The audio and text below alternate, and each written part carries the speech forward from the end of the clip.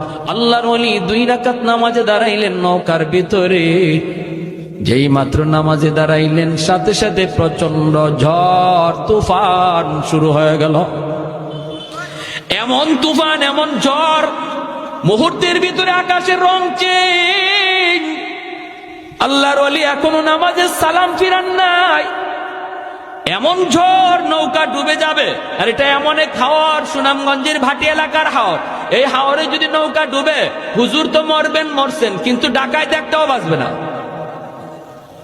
এখন ডাকাতের দলগুলি কয় তাড়াতাড়ি নৌকা সামাল দেওয়া, আগে মৌলবীরে আগ পরে মারবো, আগে নৌকা সামাল দিয়ে নিজের জান বাঁচাও।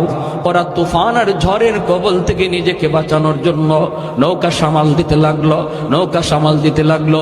আল্লাহর ওলি তিনি তো নামাজে খবর নাই এইদিকে এত ঝড় বয়া যাইতেছে।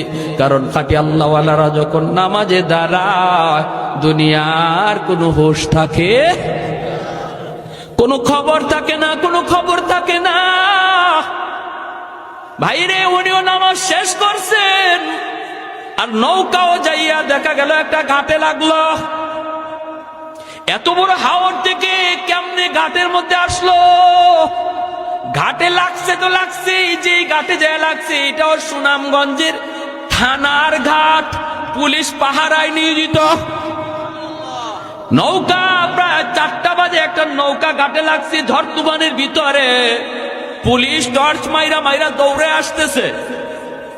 আই সেই পুলিশ যখন নৌকার মধ্যে টর্চ মারছে, মাইরে দেখে আল্লাহর কুতুবে জামান শাইখে কাতিয়া রাহিমাহুল্লাহ। যেই মাত্র হুজুরে দেখছে, এমনি পুলিশেরা দৌড় দিয়া গেল, হুজুর আপনি এত রাতে নৌকায় কেন, আর এরা কারা?